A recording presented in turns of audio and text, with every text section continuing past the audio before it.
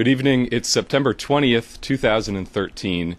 My name is Matthew Ogden, and I'd like to welcome you to our live webcast tonight on LarouchePAC.com. As usual, on these Friday night events, we will be featuring Mr. Lyndon Larouche, and we will be posing a series of questions which Mr. Larouche will have his responses to. Now, I'm joined in the studio tonight by Megan Beets of the LarouchePAC Scientific Research Team, The Basement, and she will be joining me to pose the questions to Mr. Larouche tonight. And I would like to ask Megan to come to the podium to pose our first question. Thank you. The first question comes to us from an institutional contact in Washington, D.C., and the question is on the economic crisis in Europe. They say, Mr. Larouche, with all of the recent focus on the Middle East, the ongoing economic crisis in Europe has tended to be forgotten. Yet Greece, to take one example, is going through a continuing collapse with 6 consecutive years of economic decline despite 2 bailouts. According to some accounts, the Greek unemployment rate is the highest in recorded European history. Spain, Portugal, and other European nations are not far behind Greece in the collapse process. Now it appears almost certain that Greece will need a 3rd bailout very soon. Clearly, the policy of bailouts conditioned on austerity is not working. What is the alternative for Europe? How does the fight that you have led for Glass-Steagall in the United States, which has gained tremendous momentum in the past few weeks, relate to the European situation? Well, there's some things you have to take into account, and these are not restricted to Europe. They are international. But the difference is the difference in the situation in the United States from that of Europe. The problem is centered, of this type that we're dealing with, is centered in the British oligarchy, in the British system, which is actually the Anglo-Dutch system. And this is a global system which we can count at least not less than 40% of the total activity, of personal activity, of people on the planet. And actually, if you want to draw the conclusions, which are more complicated, you can extend that to 60% and so forth of the total planet. So what you're dealing with has a simple solution. Most of the problem is that, first of all, people are not producing anymore, or they are producing on a much reduced scale. They're not really producing anything to speak of.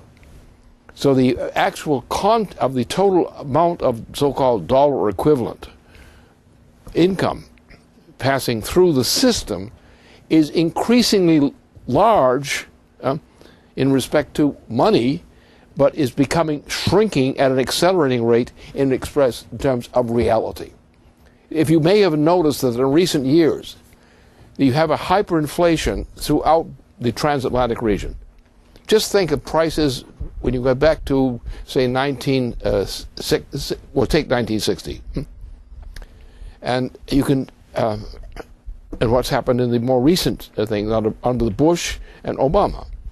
Under Bush and Obama, we've seen in the United States the greatest collapse of income per capita in all recent history. This is a hyperinflationary thing which is killing people. And it tends to kill people. Now, the root of this thing starts from several things. First of all, it starts from the way the banking systems operate. Now, banking systems like the Wall Street system or the equivalent British system really are not banks. They're thieving operations. The complication is not only are they stealing, like Wall Street steals. That's what it does. It steals. It doesn't earn anything. Look at the recent hyperinflation that started again and even shocked some of the people who have been pushing the hyperinflation before. So the problem is you're dealing with a hyperinflationary situation. Now, if we were, say, we apply Glass-Steagall,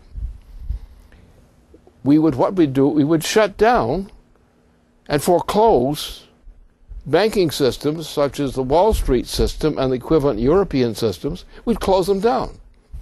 Because all we have to do is call them in for an accounting and say, well, you've had this debt that you call debt.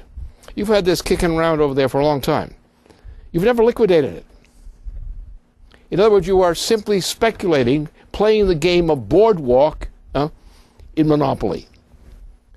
And so the game goes up, the prices go up, the money flows, the income, reality collapses.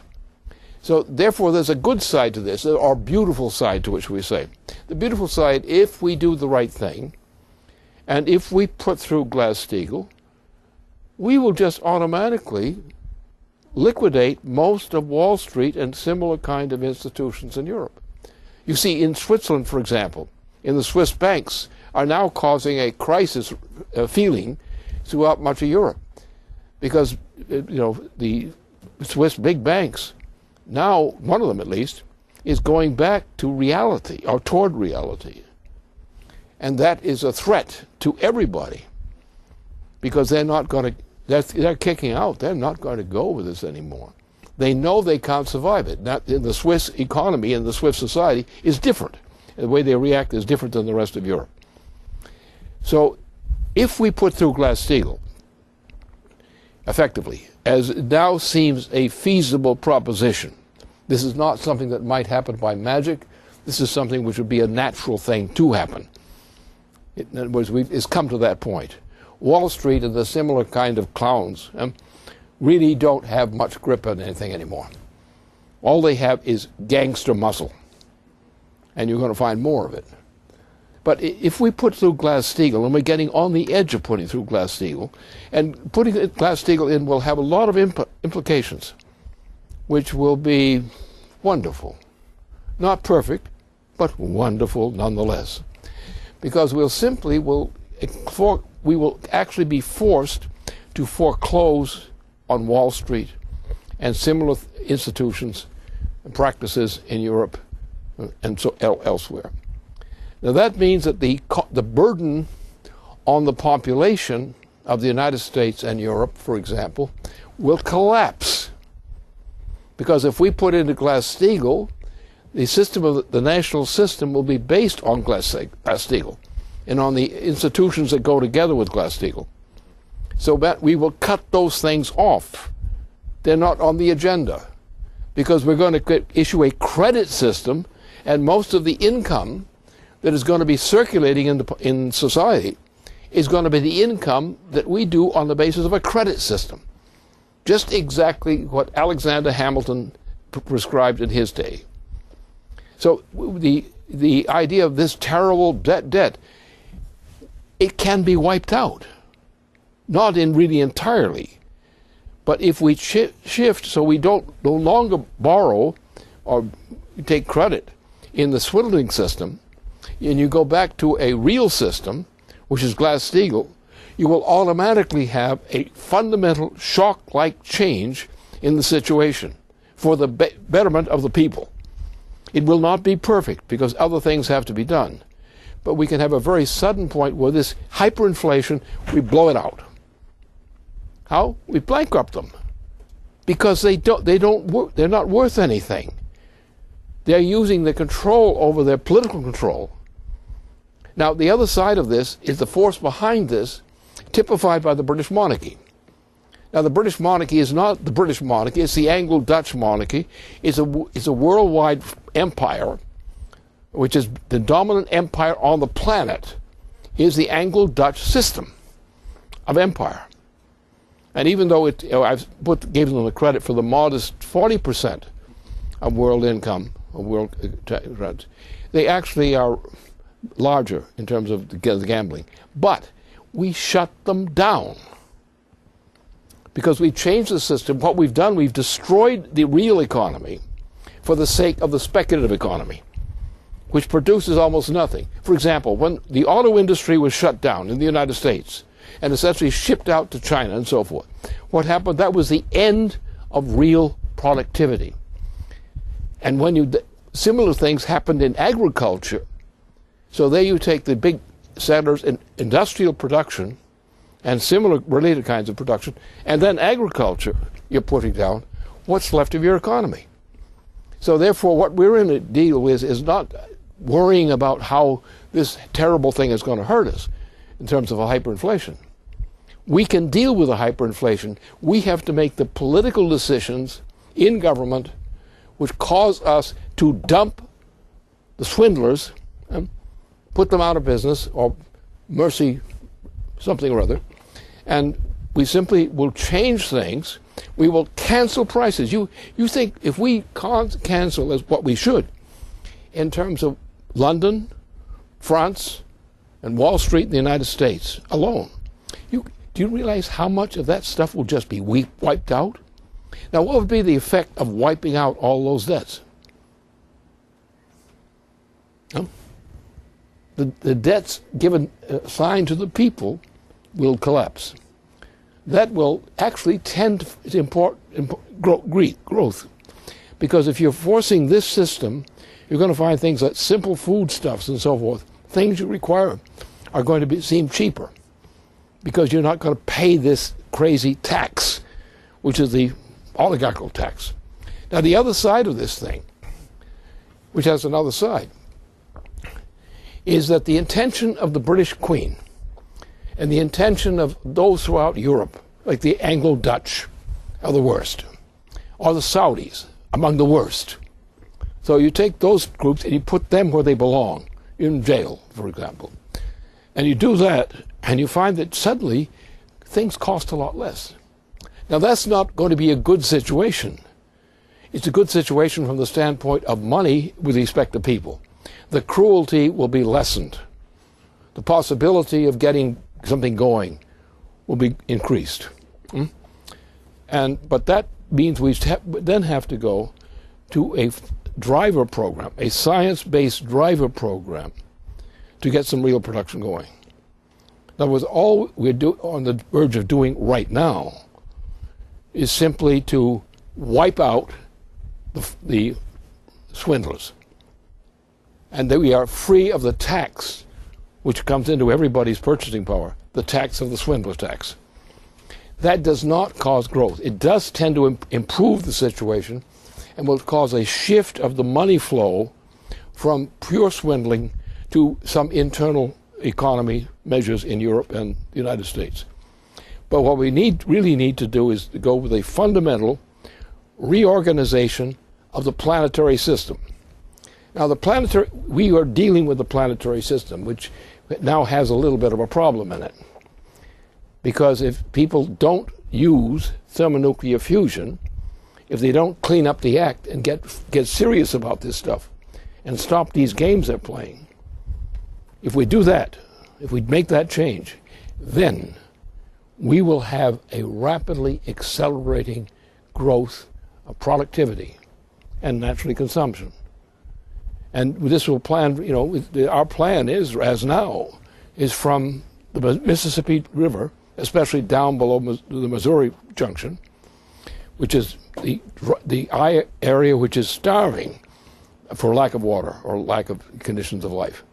So we take this whole area, just below the Canadian border, and below that, into Mexico. If we put that system into work,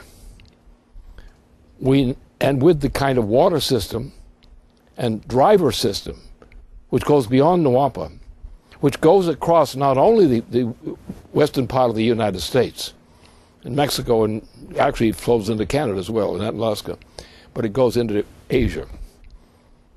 So it would be the greatest driver program that mankind has ever conceived. It'll start relatively slow in terms of rates of growth and so forth. But this means an end to that system. It means an end to the kind of political system, too, which does that sort of stuff that's been doing. It means that these guys are going to go into the poor box. They'll try to raid it, but they'll be there. They'll be taking residence there in the meantime. But the only way to understand this is to say, what is the alternative? Are you going to complain about it and say that great injustice is being perpetrated? Of course it's being perpetrated. But if you do something about it, it's not going to be perpetrated anymore. Now it's just a problem, a challenge to solve the problem. And to do that, two things. First of all, shut that thing down, shut that system down, and go back to an honest system and try to manage. The drop in costs, the actual earned costs or incurred costs, will drop the time you shut down Wall Street, and do the same thing in relevant periods of Europe, which means we get a respite, which gives us an opportunity to change these things. Then we have to do a large project, which will probably come chiefly if we can get the thermonuclear program going, thermonuclear fusion program going. And there are problems in getting it going. In principle, it will work. But you have to have the system organized to make it work in principle. In that case, mankind is headed for the greatest achievements in the coming 50 years. And along the way in those 50 years, the greatest achievements of mankind ever known. And that will solve the problem temporarily. And then we'll have to do some other things. That's the way to look at it. Let's not be playing, we got this thing that's going to hang around us. It doesn't have to be continued. It doesn't have to be the situation. And the best thing is you just simply bankrupt the British Empire, bankrupt things like it, bankrupt the swine in the United States. Swine are to be eaten, not to be enriched.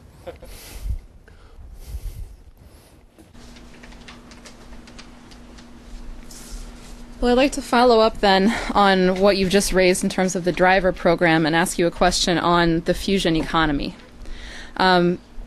Just to mention, currently there's an international conference on fusion power occurring in Spain, which has brought together over 500 of the world's top fusion scientists and engineers.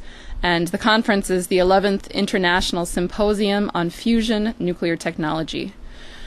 Such symposiums have been held every 2 to 3 years, bringing together these groups of scientists since 1988, with the goal of fostering collaboration among scientists and engineers working on fusion power. The hosts of this year's conference in Spain announced that the purpose of the symposium is to focus on, quote, both near-term fusion devices and long-term reactor technologies, with special attention to science, engineering, experiments, facilities, modeling, analysis, design, and safety. The symposium included presentations by leading fusion scientists from South Korea, China, Japan, Russia, India, the United States, Europe, as well as leaders of the International Fusion Project, the ITER, International Thermonuclear Experimental Reactor, that's currently being constructed in France. Now, that being said, the development of the peaceful use of thermonuclear fusion and the technologies that will be available to mankind that would come along with it, this is an effort which you have been spearheading for decades. Since the original founding of the Fusion Energy Foundation in 1974 and the accompanying International Journal on Fusion Energy.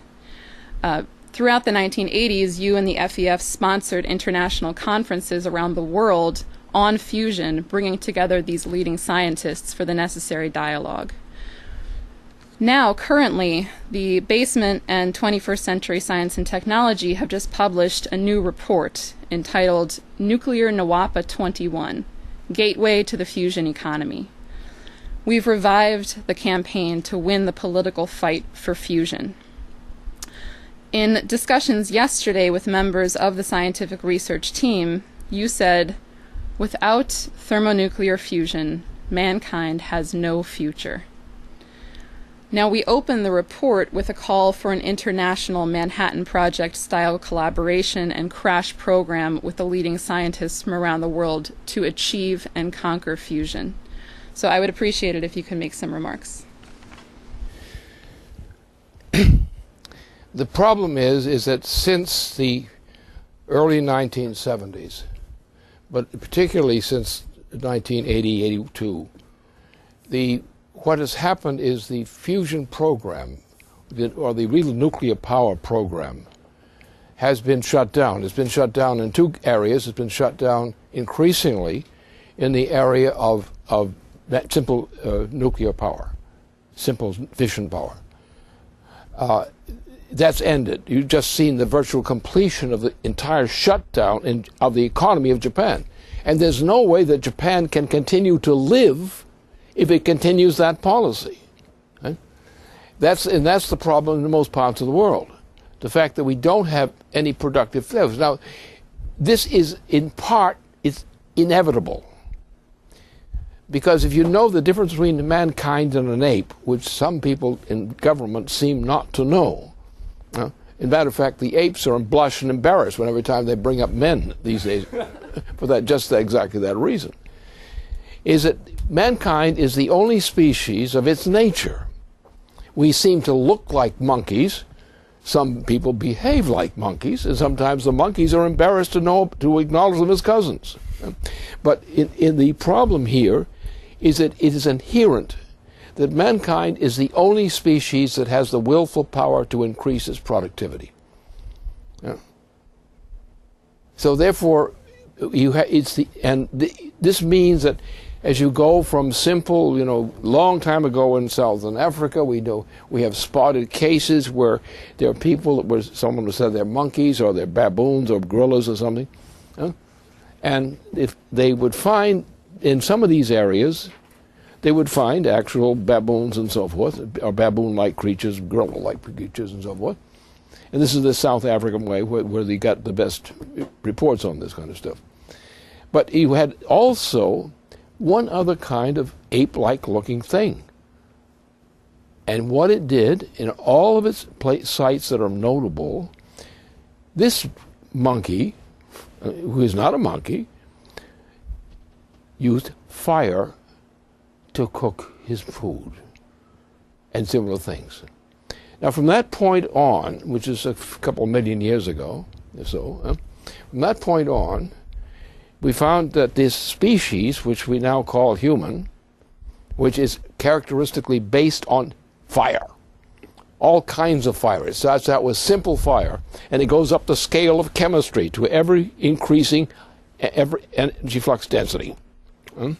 We have now come to a point where we're dealing beyond anything that mankind knew before in terms of ordinary chemistry. We're now in the vein of thermonuclear fusion. If this means that the existence of the human species, the continued existence of the human species, now requires the utilization on a massive scale of thermonuclear fusion. We don't use coal anymore. That's the principle. We still use coal. But we are going up to the level of chemistry so that the composition of human activity is based on increasing levels, like species types, which are a higher order of density. Now, if we're going to live, we have now entered a period of time where henceforth the minimum requirement is going to be the inclusion of a driver program which is based on thermonuclear fusion. So we have naturally come to a point, as I've noted this thing, that we're now going to the point from the Mississippi River edge, especially down from where the Missouri comes into the Mississippi. This is the area, the drought area now. It goes all the way down from that zone, and a similar thing happens on the coastal mountain ranges of California. So now we're having a general collapse of this type. So now what we have to do is we have to have a driver program which increases the energy flux density of water. We have to process water with higher density, driven essentially at bottom by thermonuclear fusion. Now, the problem. What has happened since my period of dealing with this issue, back in the 1970s, what has happened since that time, especially since the advent of the 1980s, there's been a consistent driving down of the energy flux density in the U.S. and European economies. So what happens is, though we do have thermonuclear fusion experiments, we don't have ones that can come to a conclusion. Why? Because the governmental system, including the British system, will not let us organize on the level of energy flux density of applied fusion products in order to make this thing work. If we do the right thing, and if we stop this nonsense about suppressing thermonuclear fusion, then we are going to create the greatest system of growth that mankind has ever known. And it will be created in a region largely from west of the Mississippi, all the way across the ocean, by way of Alaska and the Bering Straits into China and other parts of Asia. Also, we'll get the Canal built, and that will change the whole character of that part of the world. So we will then take with very simple kinds of conceptions, simple in terms of categories. And these categories will ensure us that mankind is going to achieve things which mankind needs. And the point is, as contrary to these stupid people, these brutish, stupid people, who believe in the green policy. The green policy, if it continues, will be the death of mankind. We have to crush the green and get back into real stuff. And what's required is the history of man, the history of the biology of man, from something like a gorilla, looking something like a gorilla in South Africa, but using fire for his subsistence.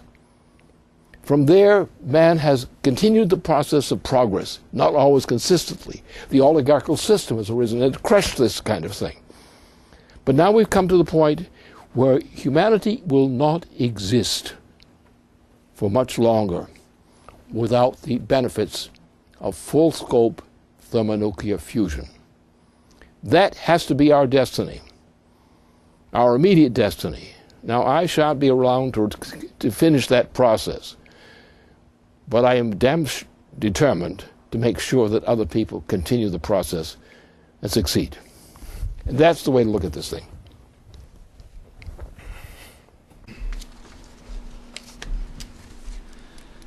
Well, let me ask a question on the subject of the opportunity to shift the paradigm which has dominated, as you've referenced, world policymaking and held the progress of humanity back.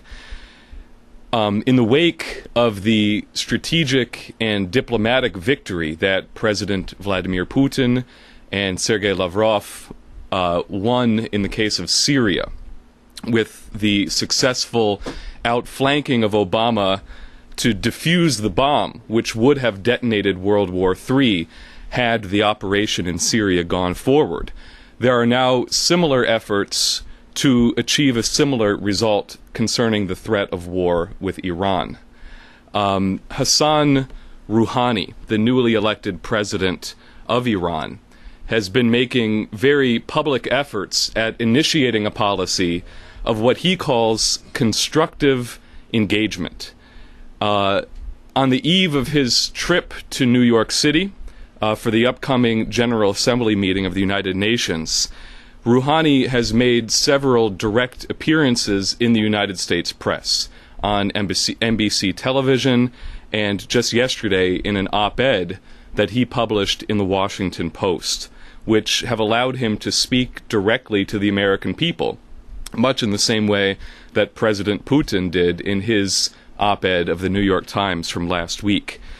And what President Rouhani asserts in this op-ed is that we have the urgent necessity of overcoming the ingrained Cold War mentality of zero-sum game, geopolitical unilateralism, and imperialism in the favor of constructive engagement, as he calls it, between great powers in the spirit of mutual benefit and security. And he emphasizes that the key to this kind of dialogue is the recognition and the respect for different, distinct cultures and national identities of sovereign states. And the only way to establish this new paradigm in international relations is to cease focusing on the negatives and to begin focusing on a positive vision for the future of all of humanity.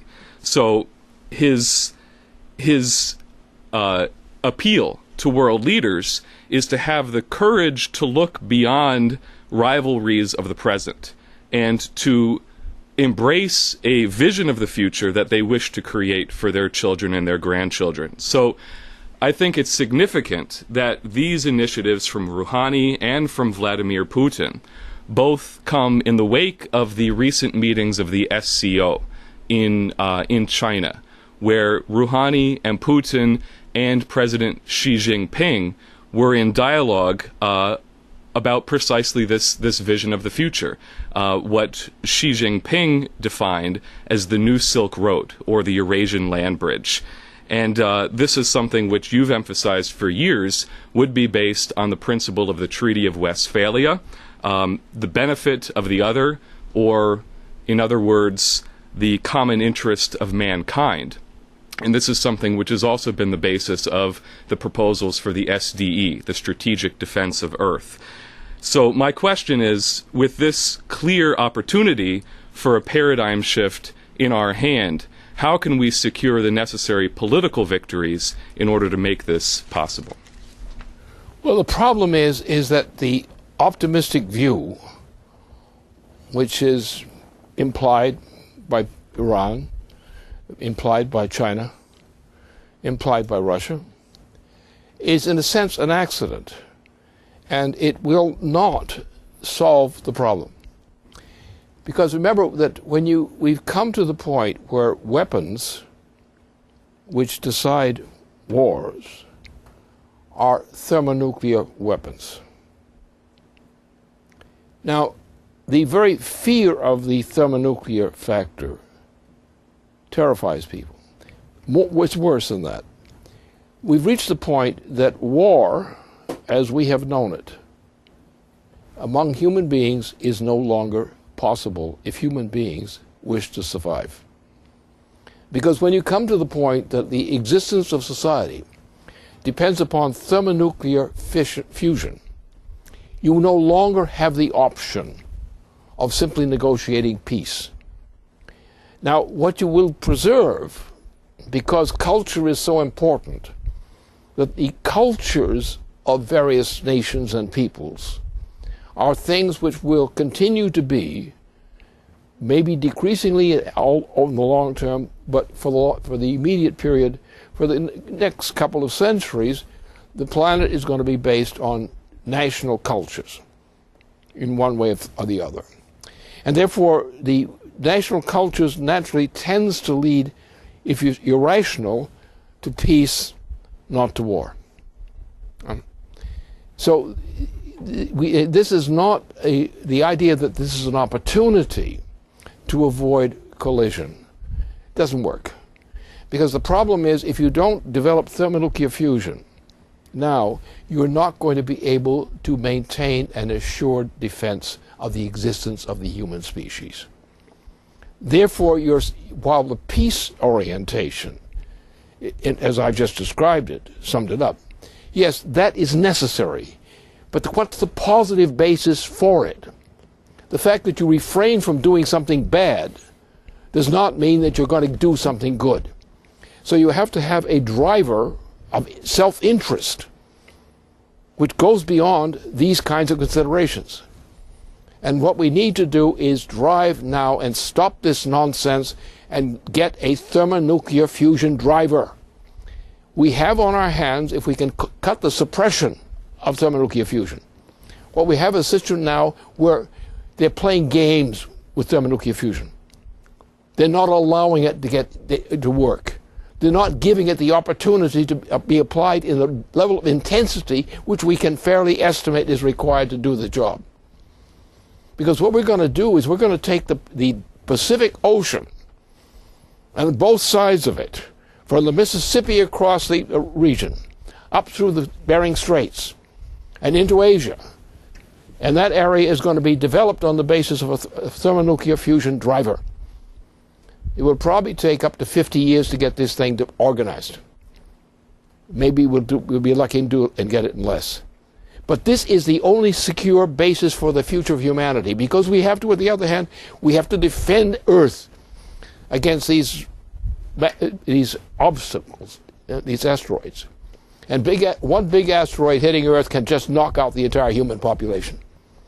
We have no defense against that.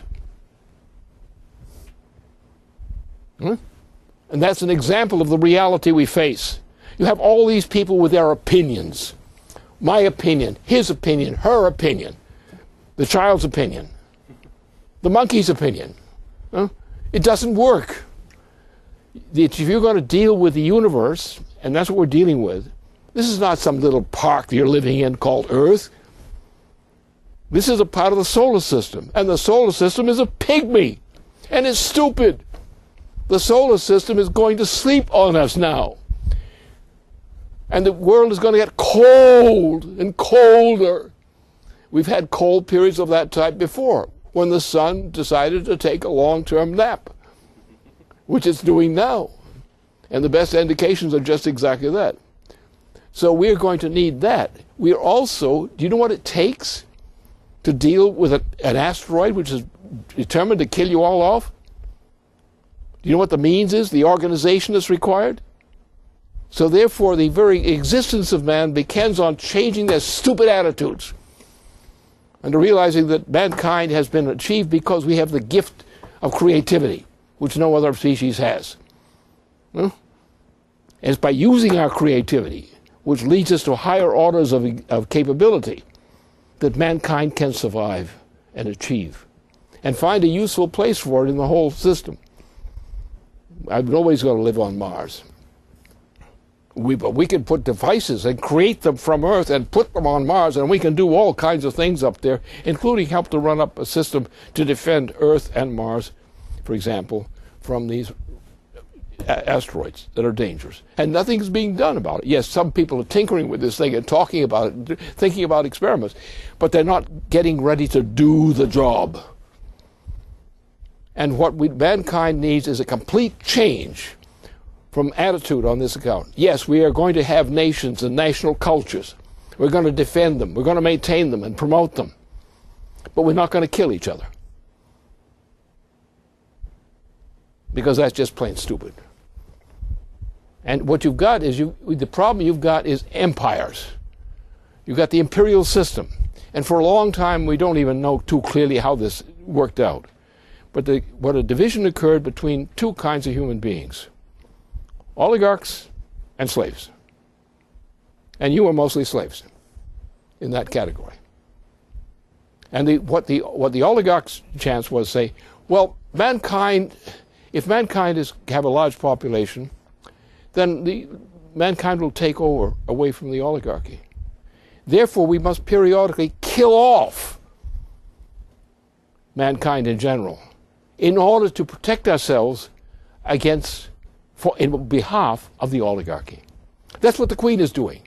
The whole rumpus now is based on the Queen's policy of reducing the human population to 1 billion or less from its present level of 7 billion. That's what this whole confusion is. And therefore, what you've got to do is you've got to get rid of the oligarchy, including what the Queen of England represents. You've got to get rid of it, because this is what's controlling the planet. And if we just sit and try to do what we do as we do now, mankind won't survive. If you want mankind to survive, you've got to accept the preconditions of development which are necessary to permit the possibility of man's survival. Under those conditions, mankind can do very well. But right now, we've got the problem. We've got the western areas of the United States and northern Mexico and so forth are hopeless right now. The United States is dying physically because of Wall Street and the Queen of England. These are the forces that are destroying the ability of human beings to live as a species. And therefore, we need projects which do a multiple number of things that we need done. We need to protect man now as a species. We need to free man from the slavery that Wall Street merely typifies. Shut down Wall Street. It doesn't earn anything. It's not good for anything. If it does anything good, it's an accident. We need bigger accidents of that kind, and take them out. We need the end of the oligarchical system. And if we don't get that, then the very weapons which we could use to save mankind would be used by mankind against itself. So the time has come, no bones about it. Anybody who's got a different opinion, contrary to what I just said, is an idiot.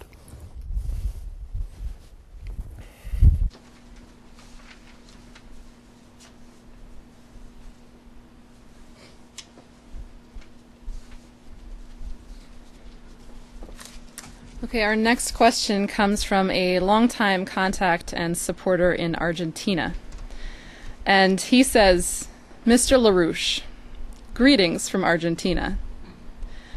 How can the globalist oligarchy have power, political, economic, ideological, cultural, etc., without using the creative powers which are unique to human beings? And why is it that those who do employ those powers do not have power? Or is it a mistake to even apply the attribute power to the oligarchy?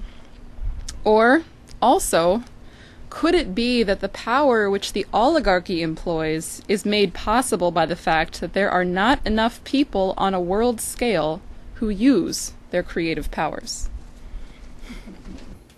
Well, that is certainly absolutely true. My congratulations to the gentleman. It's an excellent sentiment, and not a mere sentiment. That's true. But what the key thing is what I just said. We have to understand that mankind is an evolutionary animal, and not an animal. And mankind depends upon the noetic powers which no other known living species ever exhibited. That is therefore mankind's inbred mission, its inbred capabilities, its identity. What the oligarchy, which suppresses the creativity, is therefore the enemy of mankind in man's clothing. Maybe we should take all their clothing away, or something like that, so they would be embarrassed, in two senses of the term embarrassed. So the point is the failure to recognize that man has an obligation to survive. And surviving is not simply defending yourself against the neighbor next door. It's the requirement to realize that this solar system, which is a very low-grade system, you know, this is not a big system. This is a poor little thing on the edges of our solar, our galaxy, right? Not that big a deal. And it gets weak, it goes to sleep on the job as it's doing now. They're not heating up the place anymore. It's going to get colder. You're going to freeze. So it's this quality of mankind, in mankind. Mankind has to understand himself. And I think one of the problems is we believe in a lot of things that are silly, but they're popular. We got a neighbor nearby. Anyway, so what we have to do is understand we've come to the end of the possibility of running the planet the way it's been run by mankind so far. What we have is we have tickles. We have cases in which gestures have been made in the direction of proving what mankind is and can be. And apart from all these damn idiots and fools. And therefore, what we have to do is, instead of sitting back and saying, well, it's not our time, it's not they won't let us do this now, it's not our time. We have to go along with the way things are. That's just plain stupidity. I mean, you have to realize what a poor little solar system we live in. And we think Jupiter is a mighty object out in that solar system, when the whole system is going to go to sleep on us. You're kidding yourself. Which means that mankind has intellectual capabilities innate to mankind. These have to be called forth, and instead of trying to use ordinary opinions, we've got to say, what is it that threatens man, even by our negligence? And how do we do something about it? How do we defend ourselves against asteroids which could wipe out mankind on Earth in one blow? And similar kinds of things in this planet. Obviously, mankind has to act as really bigger than the sun. Not in size, not in weight, not in temperature, but mankind is smarter than the sun.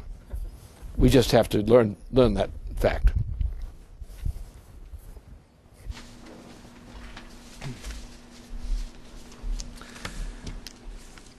At the beginning of this week, LaRouche PAC TV posted a video titled Profile in Courage, an interview with Representative Cornelius Gallagher. Neil Gallagher is a former congressman from New Jersey, and the interview covers his experience fighting almost single-handedly against the secret government that had taken over the United States in the wake of Franklin Roosevelt's death and was largely responsible for the assassination of John F. Kennedy 50 years ago, and the reign of terror that was asserted over Congress by J. Edgar Hoover's FBI. And you emphasize that Congressman Gallagher is a hero of this nation, a great servant who should be honored for what he did, and be given the justice that he deserves, that he's been denied, for the courage that he had to fight when many others had failed for reasons of cowardice or moral corruption. Now, what Gallagher describes is a process of behavior modification of the United States Congress, which caused Congress and many who came to Washington with great intentions and patriotic ideals to be morally corrupted and to give up on their fight, such that they could no longer look at themselves in the mirror. And Congressman Gallagher said, "I refused to live like that." So this behavior modification, which he described then, which was imposed through blackmail, through intimidation, through slander, and even assassination, both threatened and actual, persists to this day. Today, what we see in Washington is the same type of secret government control operating from behind the scenes in Congress. Not only do we have the Snowden revelations about the NSA domestic surveillance, which is something that Congressman Gallagher was one of the original opponents of, but we have Wall Street bribing and intimidating our elected officials, as we've seen direct reflections of recently in the fight over Glass-Steagall. And, as of this week, the role of the Saudis in buying up members of Congress has become glaringly clear. This week, we've circulated a leaflet in Washington titled, "Do the Saudis Own Your Congressman?" And that was also the title of a large banner which we had erected outside Washington this past Wednesday on Capitol Hill, which certainly made some waves. And several news stories have been published, including in the Wall Street Journal, about the role of Prince Bandar in funneling massive amounts of cash into the pockets of several key members of the Senate and the House, with intelligence expert Wayne Mattson even speculating that perhaps this cash originated from the money that was accrued through the Saudi BAE slush fund under the auspices of Al Yamama, which was also the money that was involved in financing the attacks of 9/11. Now, what we've done in this past week is to crack this Saudi apparatus wide open. Last week, Congressman Walter Jones issued a press release in which he announced that he actually had the opportunity to read the secret classified 28 pages of the original 9/11 Commission report, which reportedly deal with the Saudi role in coordinating and financing the support network behind the attacks of 9/11. And what has happened now in the wake of Jones's announcement is that this initiative has set the precedent and opened the door and has caught the attention of congressmen from both the Republican and the Democratic side, who are now saying, in direct conversations that we've had with them, both Republican and Democrat, saying, I have to see those 28 pages. If Jones has seen them, then I have to follow in his footsteps and use my clearance to do the same. And I have to know what those 28 pages contain. So my question is, in taking on this secret government apparatus, which is the expression of the Anglo-Dutch oligarchical system inside the United States, what lessons must members of Congress learn from the experience of both Congressman Gallagher and yourself? And what will give these congressmen the strength to endure the type of threats and abuse which come along with taking on the enemies of this nation? This is a slightly complicated matter. First of all, what's obvious is that as long as the British system, the Anglo-Dutch system, dominates this planet, there is no real hope for humanity on this planet. So that rubbish has to be removed. That's the first thing. And we have to mobilize people on the basis of being tough on them, because what they're doing is, in one sense, what it was customarily to be done, was cowardice prevailed.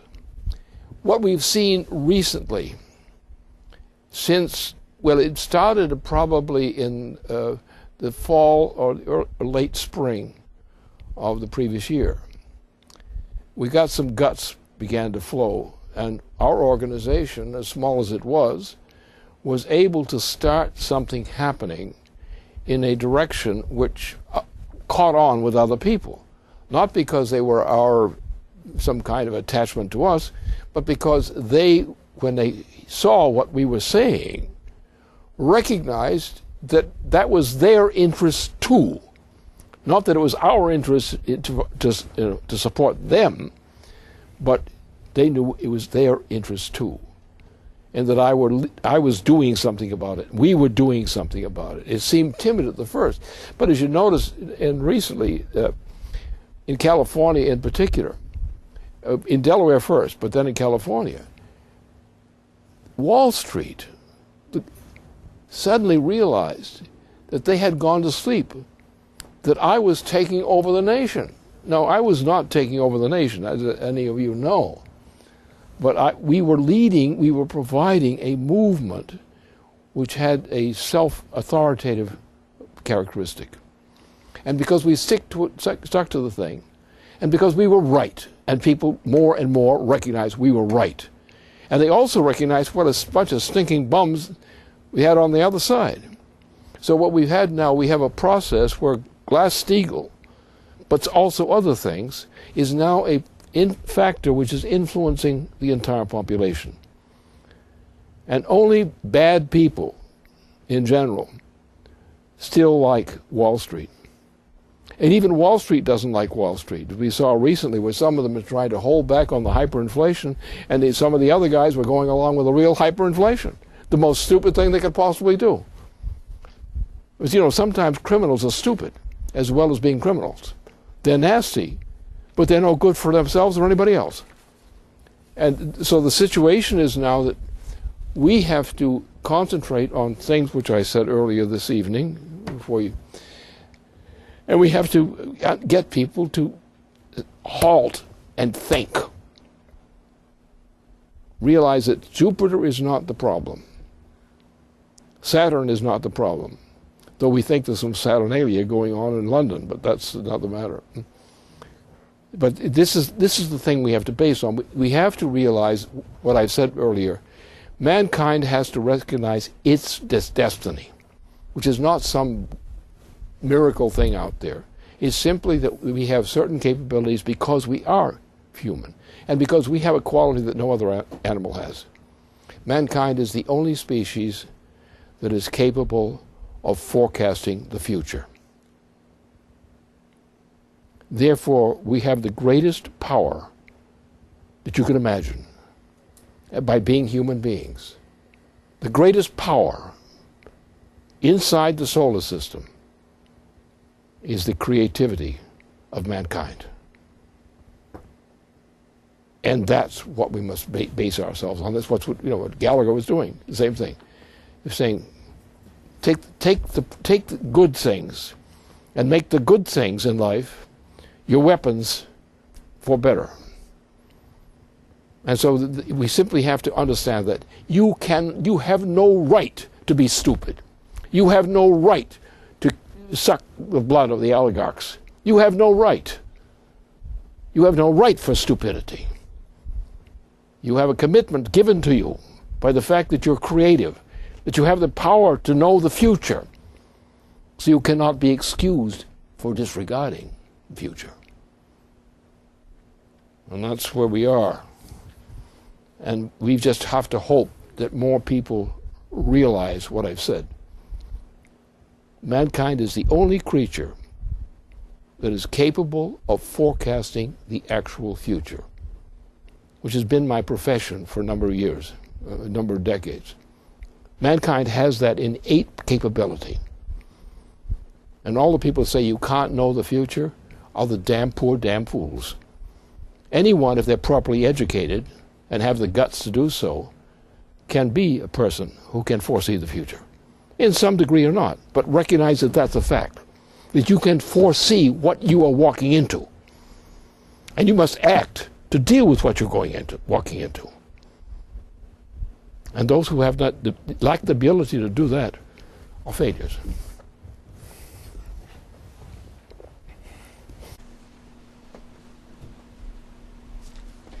So I'd like to ask you one final question as a follow-up to comments you just concluded on the issue of art and creativity.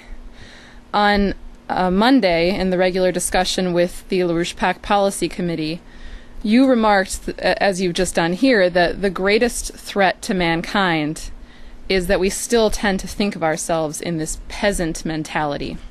We still tend to think and behave as if animals, dependent on sense perception, believing the literality of sense perception. This is also the theme of the report that you've just concluded, called the thesis.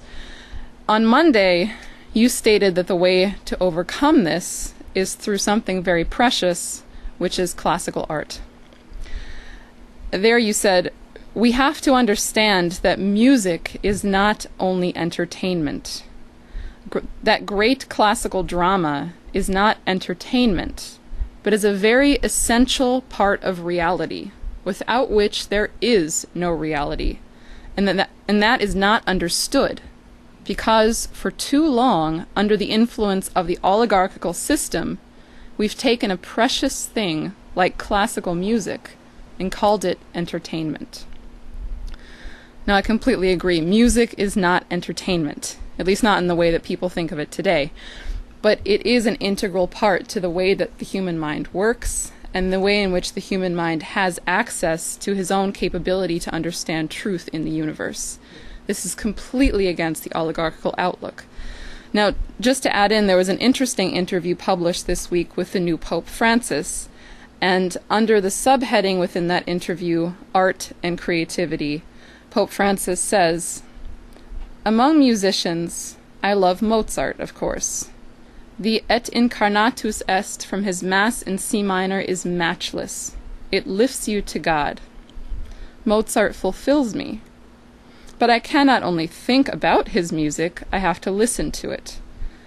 I like listening to Beethoven, but in a Promethean way. And the most Promethean interpreter for me is Furtwängler. And then, Bach's Passions. The piece by Bach that I love so much is the Erbarme dich, the tears of St. Peter in the St. Matthew's Passion. Sublime." So I was wondering if you could comment on this issue of classical art, the human mind, and the access to truth. Yes. It's another example of the case of where people make mistakes about things. People think that numbers and so forth are practical and very important. But that's not true. It's simply not true. On the other, because we have people act on the basis of what? Sense perception. That's what they act on. Now, what does sense perception do? It does exactly what you know sense perception does. It guides you on the basis of sense and so forth, smell sense, right, into following certain tricks. Now, what happens? We find the people who are following these senses completely fail, repeatedly fail. So that when you're following sense perception, you are headed for failure. Now, what do? You have what's called morality. Now, what's the components of morality? Well, components of morality are not really involved in sense perception. They are involved with the effects of sense perception, if you run on that basis alone. But we have what we call morality. And most people don't understand morality. They use the term, don't understand what it means. But it means that you find that, well, let me put it this way to make it come out as a coherent composition. The problem with sense perception is that it's useful for only certain things. It is useless on Mars. It is useless in other situations of that type. So we use other qualities of experience other than sense perception. They have a relationship to sense perception because they interpret sense perception. They define it. They say what's wrong and what's right. And what they say, their way they define what's right and what's wrong in sense perception is what defines them as human, as effectively human. Now, what do we know positively? We know classical artistic composition. We know things about how this. Well, take the whole history of science is based on that. That sense and other things are part. And sense perception is the least important of our capabilities. Sense perception alone defines ignorance, crudity, and so forth. And then something warns you that sense perception is such, if you're following that, greed and so forth ensues. So what do? You get an insight into how the human mind actually works to solve problems. And that's how I know. And what it is, you are then compelled to do what no animal can do. You are compelled to foresee the future. How do you know the future? Your idea of the future is related to what you know are higher principles of the universe than sense perception. So you interpret sense perception, you use sense perception, but pretend it. You don't worship it. You don't give way to it. You're not a practical person. And the meaning of a practical person in the crude sense is you simply follow your nose, your sense perceptions, your possession of this, your pleasure in that. And so the true and scientific discovery, the work of people like Max Planck, or Einstein, and you find that nothing has been done significantly since Planck and Einstein on certain categories which are fundamental to human knowledge about the universe. So we rely upon categories which are not sense perception. We acknowledge sense perception, but when you're out in space, how can you have sense perception? You can't go in that way. So the problem here is to recognize, as I do, because it's only on the basis of sensing the future and knowing something about the future that you relate that to your sense perception. And you judge your sense perception whether it's right or wrong on the basis of those considerations. And what we have is a bunch of crude, stupid monsters who say, I'm practical. I'm practical. I don't need that. I'm practical. I've got sense perception. I know what's going on. I have sense perception. And what are they? They're brutes. And if you don't have these abilities to see things through the mind of a creative artist, or something like that, you don't know anything. You're just taking a wild guess. But when it comes to your effect on the human species, on mankind in the universe, sense perception doesn't do you any good.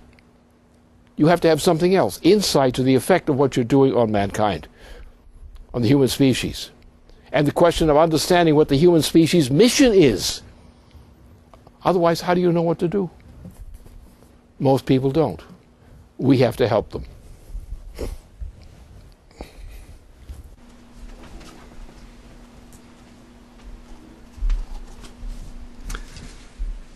Thank you very much, Lynn. That brings a conclusion to our webcast for tonight.